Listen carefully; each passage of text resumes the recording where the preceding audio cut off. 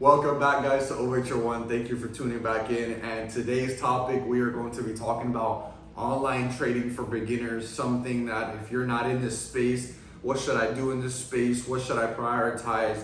Everything thus far. Before we get into everything, I want to tell you guys to like, comment, and subscribe because it helps us out if we do a good job. Like, comment, whatever you think is right, share with your friends. We're doing this free of charge, so help us out. If we're helping you out, help us out, return the favor. In order to be the change, you need to be the change at the end of the day, guys. So the first thing that I want to be talking about is our introduction to the trading world, like how we got started personally. We talked about this in prior videos, but we want to get into the source. I got started basically in the trading world and trading forex. I was making money as a technician, and I had a good nest egg saved up, and I was like, I want to learn how to invest. And the first thing I really thought about was I need education. So I hit up my friend. He's like, hey man, I'm learning to do this, and they got me out to a meeting or somewhere in Miami. And it turned out to be a MLM about forex. And I got started in there. Expectations were the fact of you can make a lot of money, quit your job tomorrow, and very misconstrued. The people around me was very the expectations were this is it, 100%. This is the only thing that you're gonna do, and that's it. Period. You're gonna make a lot of money. Don't worry about it. Take these trades, take all that, and you'll be fine. Just be reliant on the system. That was my personal story. Word. Yeah, and how I got introduced to this industry, actually, it's pretty crazy. I was playing football and I got injured, and I couldn't really do anything. I couldn't get on my feet. I hurt my hamstring, and I just started Googling how do I make money? You know what I mean? While being here, and my first little stint was I was YouTubing candlesticks and all that type of stuff, very basic trading terms. Yeah. And we met through the same company, so I actually transitioned out of what I was doing into, I thought that I was going to go trading full time. I got a part of the same company that had the affiliate opportunity, the networking opportunity, and we didn't meet right away, but we met probably 2 years after. Yeah, a year, 2 years in. But I was in multiple different companies. I was actually in that company twice. I was in another company that was an affiliate-based company that was also forex and cryptocurrency education, and part of a private group in the beginning of my career that was a lot more session-based, where you got on with the guy who was the main educator, and you were supposed to sit and kind of follow along with what he was doing. So that was I guess to sum it all up, that was my first real exposure, all of those, to trading education. If we could go back, what would we do differently? What would we prioritize? Yeah. There's a whole slew of things that we would change if we were going to start and lay the foundation correctly so we could build the right habits and the right attitudes. The one thing that I think we both did right, that we agreed on that we did right, was we learned the basics of the market that we were trading. Yeah. You know what I mean? So out of everything that of the approaches that we took, the one thing that, we spoke about this, that we both feel hey, look, we would do, the only thing that we would do again, the same, was, hey, make sure that you have a strong foundation on what market you're going to get into and how you can apply yourself in it. Yeah, and to elaborate more onto that one, it's the basis of the markets. What we're talking about, what market are you going to trade? Are you going to trade stocks? Are you going to trade forex? Are you going to trade crypto? Are you going to trade agriculture? Are you going to trade indexes? You got to be very specific and zone in on a couple of few. We talk about this in our course. I only personally trade two currency markets, and that's really it. Yeah. That's all I do, because that's what I zone in, and that's what I know the back of my hand. Right. And it's very much that simple. It's you don't need to bombard yourself with a whole bunch of different pairs, markets, and everything thus far, and just really clog your brain. Because when you start trading, I remember Mark Douglas said this in one of his books. He's the more information that you learn as a trader in the beginning could actually be more detrimental, because there's a lot of beliefs that can come into your mind that could just not that can not make you form a right decision. Right. Because like if Like you're contradictory. if Yeah. if you're forming like you're studying trend lines and then you're studying like order blocks and things like that, and like those two don't go together. Yeah. They are very different methodologies at the end of the day. You know, and however you trade it is amazing. If you're having success, great. But at the end of the day, you know, if you learn something from one source and that's working for other people and having other results, then majority of the time you don't need to combine other things. You don't need to reinvent the wheel over here. Yeah. And the second thing that I did want to talk about was learn the real expectations of trading. No one's ever going to tell you this. I had to learn this in like within 2 years of this, of like how the market could have slippage in your favor. So your stop loss could get disrespected completely. If news comes out, you know, that 30 to 100 pip candlestick, bam, your stop loss is right here, and then phew, it rallies through it. It doesn't respect that at all. You know, you need to learn that this is gonna take you time, and it's gonna take you 6 months to maybe even 3 years, depending on your growth curve, how much you can adapt, how well you can know your methodology. You know that Right. you can't just next year you're gonna quit your job and that's it. You're gonna live off trading, and you have to remember, just because you're a funded trader does not mean that you're gonna keep your funded account forever. You have to maintain it. You have to grow it. Yeah. You have to put a cushion on it, because these are things that we've done. You know, I failed on them. I got an accounts back, and at the end of the day, these are things that you learn. You know, I did mistakes in my own life where I'm just like, I'm gonna quit my job. That's it. FTMO funded. That's it. You know, great. Bro, I quit. I quit when I first started learning about it. Like, that's crazy. You know what I mean? Yeah. If I could go back, that would be another thing too. Is like to tie into the first one, or I guess the second point is like to go along with expectations. Is like, dude, don't just like think you got it and just quit. You know, because I thought, I was like, man, this trading stuff is it. Like, this is gonna work. Like, I'm about to give this my 110%, and it's like, it's great that I was doing that, but like my expectation was like, since I was going so hard at it, like I thought that it was gonna produce fruit quickly, and it didn't. Right? Yeah. It was a false expectation, and like the environment, you have to be very careful about the environment that you're in. You know, it's great to have an encouraging environment, but it's also good to have like a realistic environment too. Like, you know, this does take time.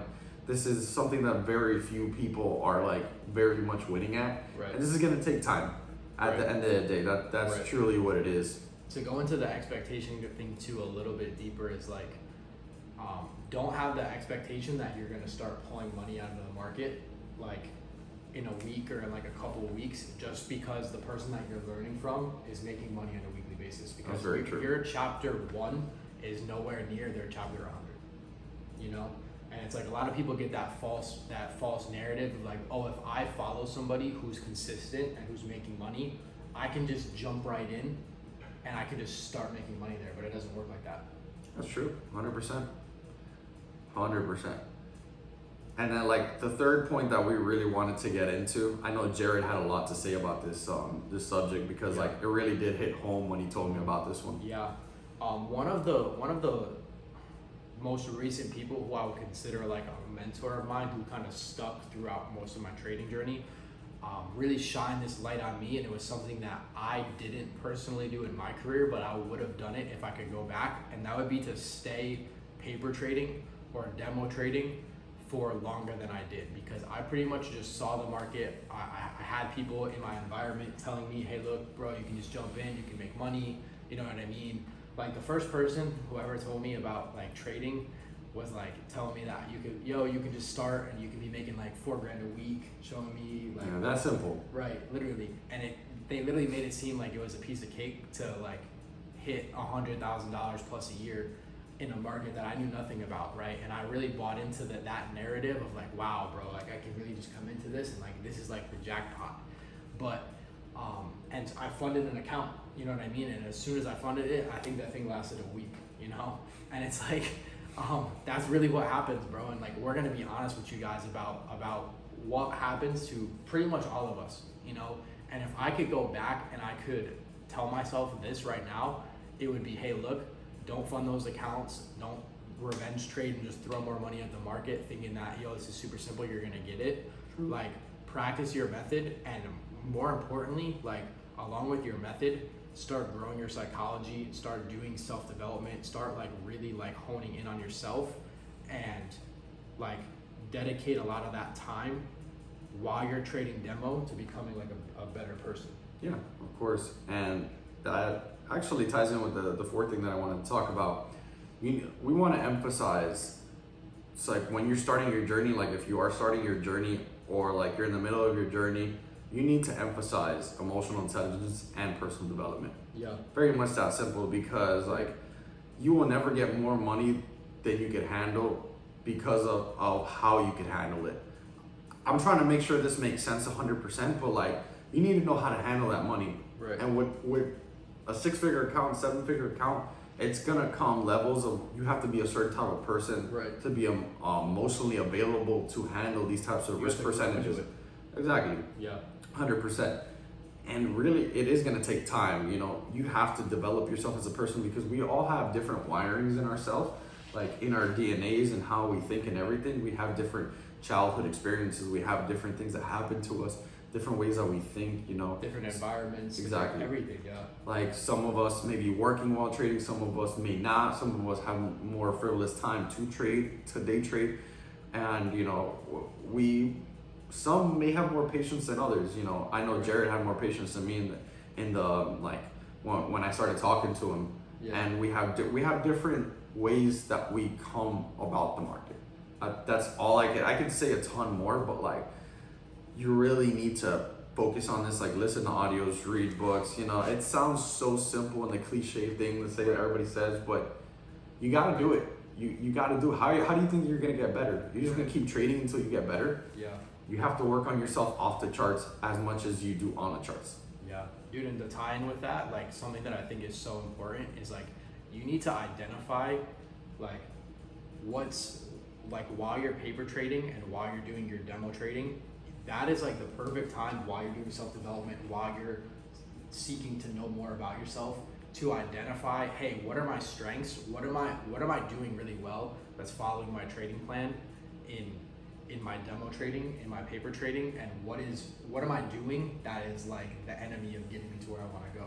Mm-hmm. Where do I constantly keep fumbling? Where do I, you know, all these types of things? And it's like you're gonna give yourself plenty of time while you're doing that self-development, tied in with while you're doing that paper trading, to really understand you. And like the very expensive mistakes that Rob and I made live trading is like we could have avoided them if we had sat, not all of them, right? But we could have curved out some of like a lot of the more minor ones if we had really taken the approach of, hey, look, we're gonna do massive self-development and massive like introspection and figure out what makes us tick, what are our strengths, what's gonna stop us from growing and trading during like you said, 3 months, 6 months, even maybe like a year of paper trading. 100%. And there's an example that I want to tie into like the point 4 about emphasizing emotional intelligence and personal development. Yeah. You know, we're in a platform, like I said, we're like MLM, tied about forex. You know, definitely did teach me how to trade and everything thus far. Very grateful for it. But 100%, like there would be a lot of people in that platform that would take similar trades, because it would be a lot of apps in there and signals where they would send out trades and everything thus far, and the most popular ones and everything. And a lot of people, like hundreds, if not like thousands of people, would take the same trade. And you would see them call out, it's like, all right, TP1 already hit, TP2, TP3. Right. And you're like, yo, I just got in or whatever. Yeah, and they're like, oh, am I still in? Am I off? And everything. And then you see all those, let me just say hundreds of people. Yeah. You know, like 100 to 600, 700, the numbers are relevant. But you got to realize they're not all going to have the same result. You may have that, you may see, like Jerry was talking, like the educator is consistently profitable and is consistently taking money out the markets. Yeah. But that's not everybody, because everybody has a different plan. Right. A different plan to approach the markets. Some people is like, once I'm 1% in profit, I'm going to put stop loss to break even. And then there's other people that's like, I won't put my stop loss to break even until I'm 3% in profit, because I'm going for a 10-to-1 risk to reward. Right. There's multiple different factors that you get in there. Not everybody's gonna have the same results. And that's why we made a video and be like, signals are, you know, right. there's some pros and cons to it, but you know, we're not the fans of it. At the end of the day, we'll tell you, you're not going to develop self-sufficiency as a trader relying on other people. You're going to have to go in the market and experience it for yourself, your losses, your wins, your break-evens. You know, you're going to lose money in this game. Whoever tells you, and that's another expectation in trading, you're going to lose money. Yeah. You're going to have like 7 to 8 trades in a row that lose. And you might be discouraged in that fact, but it's all for a bigger picture. And if you journal your trades and everything, you'll be able to get better because you need data in order to know what to adjust in your trading plan to get better at the end of the day. And the last thing that I just wanted to say to touch on what you were talking about with like the taking somebody else's trade ideas, like we've seen this from a sample size of like a lot of people, like a pretty large amount of people. And the thing that is like crazy to me that I used to see all the time and I would never be able to make sense of it is like, yo, how is this one person from the same sample size of let's say 4 trades, how is one person 4-0? How is one person 2-2? How is one person 1-3? Like in terms of their wins and losses, it's like if everyone took the exact same trade and it was that simple, right? For everyone to get into the same position and the same outcome happens to everybody would be rich in trading. But that's not the case because everyone would find that one person who's really doing it and they would just do what they're doing. And everyone is still trying to do that and still trying to cut corners. But one of the things that we talked about earlier when we felt like it was relevant to bring to this is that it's not the trade, it's the trading plan. You know what I mean? The person who was 4-0, like the person who was 4-0 flawlessly executed their trading plan. Right? That's why they won 4 trades. They got in where they wanted to, they got out where they wanted to, right? We talk about trading plan a lot further, like in depth in our course. It's not as simple as just where you get in and where you get out. There's a lot of rules that you got to follow that you set for yourself. And whereas the person who went like 1-3, honestly probably doesn't even have a trading plan, doesn't even know that they need one. And if they do, they're probably either not following it or they're missing like a lot of the key components that people don't even know should be in their trading plan. Yeah, they have outcome bias in their head. They're just looking at the money per se. They're not looking at percentages. They're not looking at the risk factor. They're just looking at what they could buy once the trade clears, hopefully. Right. Yeah. And with that being said, you know, we appreciate you guys for watching this video.